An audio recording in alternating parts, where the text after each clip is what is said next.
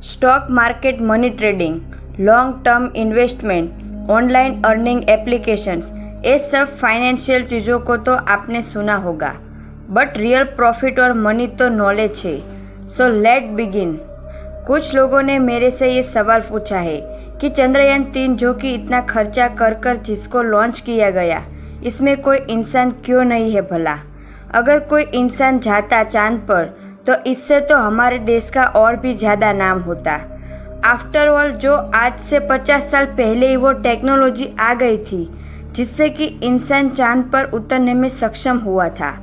America ने ऐसे 6 mission किए थे जिसमें उन्होंने चांद पर असली में इंसान को उतारने में और उनको वापस धरती पर सेफली उतारने में कामयाब रहे थे।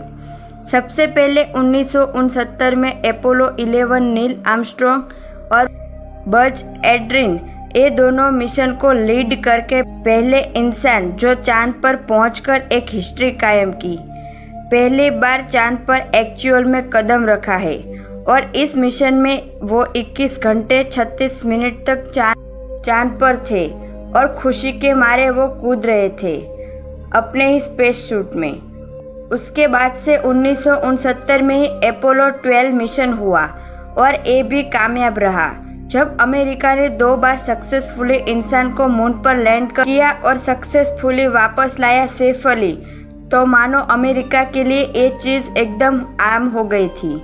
और यही ओवर कॉन्फिडेंस का नतीजा अपोलो 13 में 3rd मिशन में देखा गया, जिसमें एस्ट्रोनॉट बीच रास्ते में स्पेस में फंस गए थे एक एक्सप्लोजन के चलते। और ऐसा लोग कहते हैं कि ये एक चमत्कारी है कि वो सारे एस्ट्रोनॉट सेफ रहे थे और जिंदाबाद धरती पर आने में कामयाब रहे। मिशन एबॉर्ट हो गया था बीच रास्ते में, लेकिन किसी को कुछ हुआ नहीं और सारे एस्ट्रोनॉट सेफली वापस आ गए। लेकिन इसके बाद से इंसान के चांद पर जाने का जो कॉन्फिडेंस था वे फिर से लो हो गया। अपोलो 13 में जो मॉडल था वो बीच से ही मुड़कर वापस धरती पर आ गया, क्योंकि अगर वो चांद पे जाते तो ये शायद वो वापस ही नहीं आ पाते। और इस मिशन को नाम दिया गया सक्सेसफुल फेलियर, क्योंकि वो बचने में कामयाब रहे, जिसने पूरे अमेरिका की दिल की धड़कन बढ़ा दी थी। ऐसा मिशन था अपोलो 13।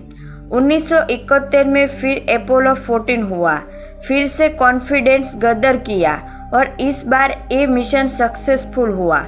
इसमें एस्ट्रोनॉट्स चांद पर उतरे और वापस धरती पर सेफली आए भी। उसके बाद अपोलो 15, 16 और 17 हुआ और लकीली ये सारे मिशन इंसान को चांद पर उतारने में कामयाब रहे। मतलब टोटल 7 में से 6 मिशन सक्सेसफुल रहे और एक फेल हो गया। लेकिन इन मिशन के बाद ऐसा कोई मिशन इंसानियत ने नहीं किया जिससे वो चांद पर वापस जाए। इतने साल बीत गए, फिर भी इस पूरे अपोलो प्रोग्राम का जो बजट था वे था करीब 28 बिलियन। इन्फ्लेशन से एडजस्ट करें तो $228 मिलियन, यानी करीब 17 लाख करोड़ रुपए। 17 लाख करोड़ से सिर्फ 12 लोग चांद पर कदम रख पाए थे। और अमेरिका ही वो इकलौता ऐसा देश है जो ये करने में कामयाब रहा था। ये सब अचीवमेंट की बातें हैं इंसानियत के लिए कि हम चांद पर कदम रख दिए, लेकिन इसमें इतना ज़्यादा खर्चा था, इतना बजट लग रहा था कि इतनी बार चांद पर लैंड करने के बाद लोगों का इंटरेस्ट ख़त्म हो गया, क्योंकि इससे किसी को खास प्रॉफिट नहीं हो रहा था, किसी बड़े ग्रुप का प्रॉफिट नहीं हो रहा था। इससे इतने पैसे लगने के बावजूद भी सिर्फ अचीवमेंट और फीलिंग की बात थी।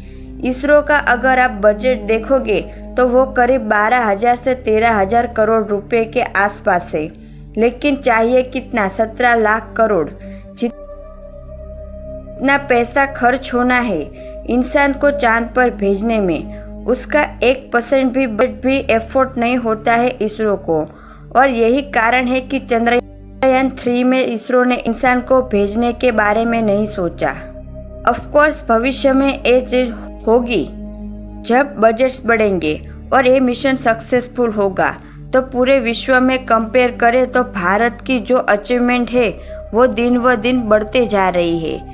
तो हो सकता है कि इसरो ऐसा फ्यूचर में लॉन्च करे जिसमें लिटरली इंसान चांद पर लैंड हो, तो ये पूरे विश्व में इंडिया दूसरा ऐसा कंट्री बन जाएगा जो कि इंसान को चांद पर लैंड करने में कामयाब रहा।